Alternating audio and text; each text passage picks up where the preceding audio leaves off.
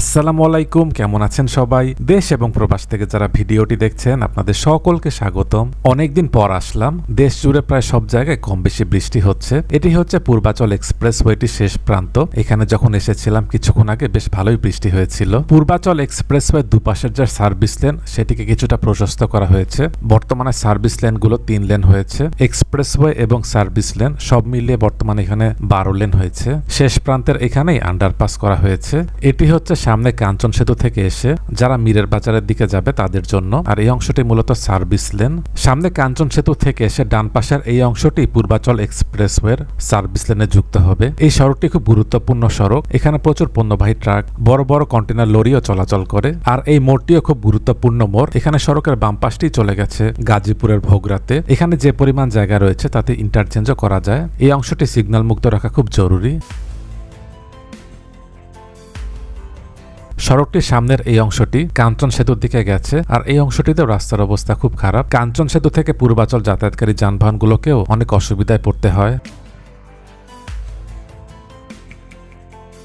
সামনে এই জায়গাটিতে দেখা যাচ্ছে আন্ডারপাসের কাজ চলছে। আগেও আন্ডারপাস ছিল, এখন আগের থেকে দুপাশটি প্রশস্ত করা হয়েছে। এটির উপর দিক দিয়ে নতুন সেতুর র্যাম্প যাবে। জানা গেছে আন্ডারপাসটির কাজ শেষ হলে নতুন সেতুর এই প্রান্তে র্যাম্পের জন্য কাজ শুরু হবে। আজকের ভিডিওটিতে স্পন্সর করেছে অনলাইন বাংলা স্কুল। পৃথিবীর বিভিন্ন দেশ থেকে প্রবাসী শিশুরা এখান থেকে বাংলা ভাষা শিখতে পারে। বিস্তারিত জানতে ভিজিট করুন onlinebanglaschool.com। তাদের ওয়েবসাইটের লিঙ্কটি নিচে ডেসক্রিপশনে দিয়ে দিচ্ছি, সেখান থেকে পেয়ে যাবেন। নতুন এবং পুরনো সেতু সব মিলিয়ে এখানে হবে 8 লেন। এর মধ্যে 4টি লেন হবে এক্সপ্রেসওয়ের জন্য, আর তার দুপাশটি হবে সার্ভিস লেন। এটি হচ্ছে নতুন সেতুটির অপর প্রান্ত। বাম পাশের অংশের যে সড়ক সেটির অবস্থাও খুব খারাপ। অনেক গর্ত সৃষ্টি হয়েছে, যার কারণে যানবাহনগুলো অনেক ধীর গতিতে চলাচল করে। এতে করে অনেক সময় দেখা যায় দীর্ঘ যানজটের সৃষ্টি হয়।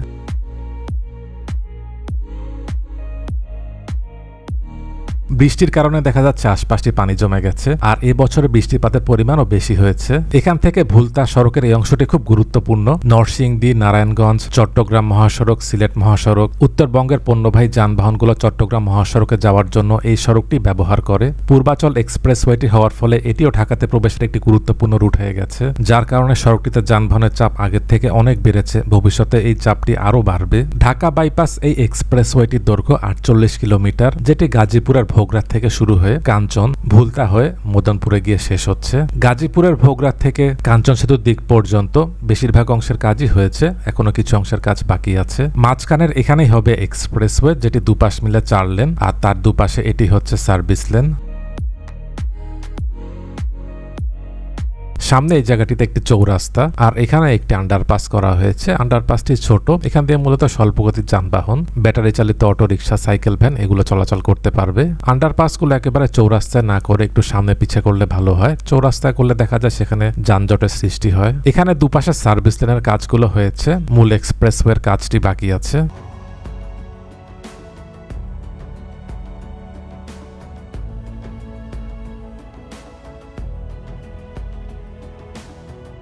এবার একটু সামনে আসলাম। এই জায়গাটিতেও একটি চৌরাস্তা। এখানে সড়কের বাম পাশটি চলে গেছে সনপাড়া বাজারে। বাম পাশের সড়কটি দিয়ে নরসিংদী সিলেট যাওয়ার একটি শর্টকাট রুট। এখানের আন্ডারপাসটিও দেখা যাচ্ছে অনেকটা ছোট। আন্ডারপাসগুলোর ডিজাইন এমন হওয়া উচিত যাতে করে বিপরীত দিক থেকে আসা যানবাহনগুলোকে খুব সহজেই দেখা যায়।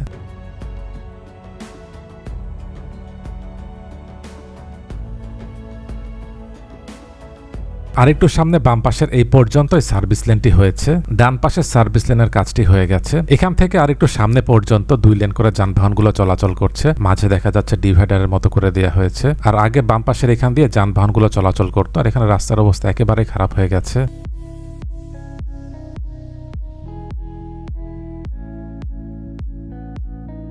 বাম পাশে পূর্বাচল আমেরিকান সিটি, আর এখানেই গ্রিন ইউনিভার্সিটি অব বাংলাদেশ।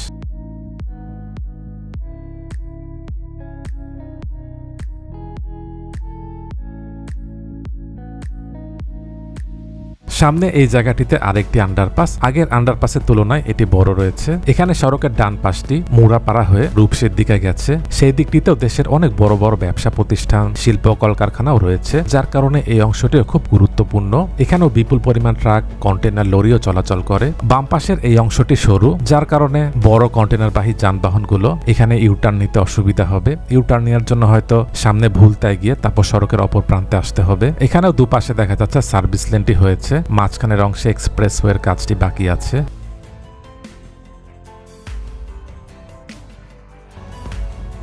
এখানকার সার্ভিস লেনটি এক লেন সমপরিমাণ, যার কারণে কোনো ট্রাক প্রবেশ করলে সেটিকে ওভারটেক করা যায় না। অনেক সময় দেখা যায় লোড ট্রাক ধীর গতিতে চলছে, এর ফলে তার পিছনে যত যানবাহন রয়েছে সব যানবাহনকেই ধীর গতিতে চলতে হচ্ছে। কাঞ্চন সেতু থেকে ভুলতা পর্যন্ত এই অংশের দূরত্ব খুব বেশি না, 6.6 কিলোমিটার, যার কারণে ভুলতা থেকে যেসব যানবাহন পূর্বাচলে যাবে দেখা যাবে বেশিরভাগ যানবাহনই সার্ভিস লেনটি ব্যবহার করছে।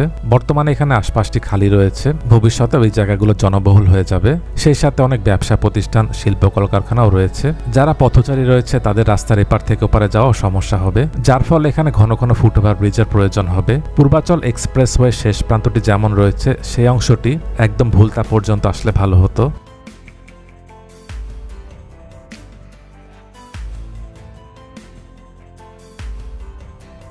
বাম পাশের সার্ভিস লেনটি এই পর্যন্তই হয়েছে, আর এখানের এই পাশের সড়কটির অবস্থাও খুব খারাপ, ডান পাশের সার্ভিস লেনটি হয়ে গেছে।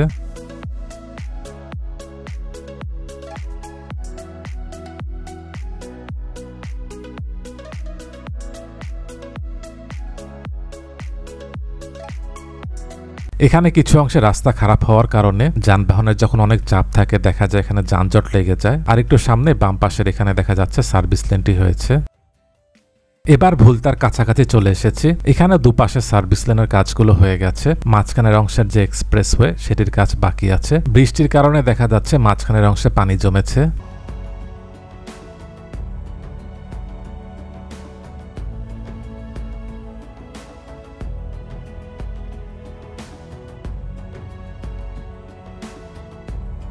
সামনে এটি হচ্ছে টোল প্লাজা। এর আগের বার যখন এসেছিলাম তখন দেখেছিলাম কাজ চলছিল, এবার দেখতে পাচ্ছি অনেকটাই ফিনিশিং এ এসেছে। আর একটু সামনেই ভুলতা ওভারপাস।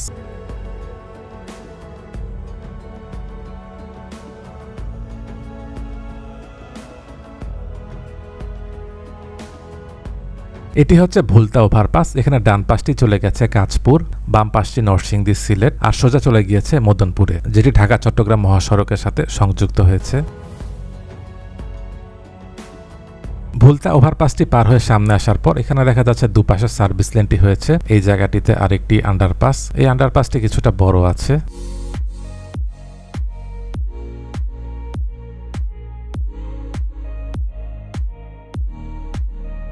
এখানে দেখা যাচ্ছে যে বালুগুলো ফেলা হয়েছে সেটিকে লেবেল করা হচ্ছে। এখানে আরেকটি টোল প্লাজা, ভুলতা ওভারপাসের দুপাশেই দেখা যাচ্ছে টোল প্লাজা রয়েছে। এখানে কিছু অংশে দেখা যাচ্ছে দুপাশের সার্ভিস লেনের কাজটি বাকি আছে, এদিকেও রাস্তাগুলো ভেঙে গেছে। এখান থেকে আরেকটু সামনে পর্যন্ত বেশ খানিকটা জায়গা জুড়ে সার্ভিস লেনের কাজগুলো হয়েছে। সামনের দিকে বৃষ্টি শুরু হয়েছে, যার কারণে আজকে আর সেদিকে যেতে পারছি না। আজকে এই পর্যন্তই। এই ছিল আজকের ভিডিওটি। দেশ এবং প্রবাস থেকে এতক্ষণ ধরে যারা ভিডিওটি দেখলেন আপনাদের সকলকে অসংখ্য ধন্যবাদ।